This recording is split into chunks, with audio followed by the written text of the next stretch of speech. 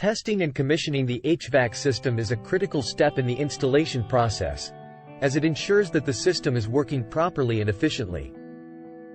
Here are the steps involved in testing and commissioning an HVAC system.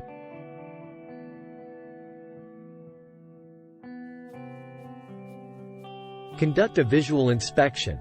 The first step in testing and commissioning an HVAC system is to conduct a visual inspection of all components to ensure that they have been installed correctly and are free from any defects.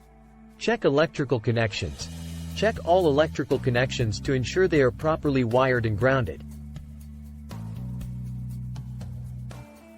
Test refrigerant levels. Check refrigerant levels and adjust them as necessary to ensure optimal performance.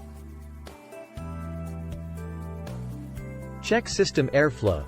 Check airflow through the ductwork to ensure that it meets the manufacturer's specifications. Calibrate thermostats and controls.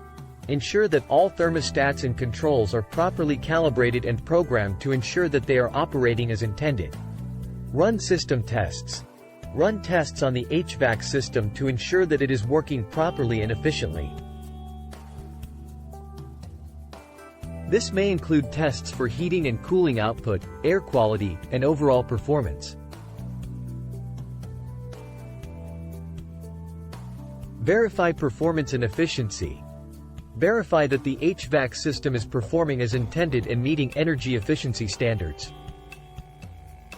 This may involve measuring the system's energy consumption and comparing it to the manufacturer's specifications. Document the results.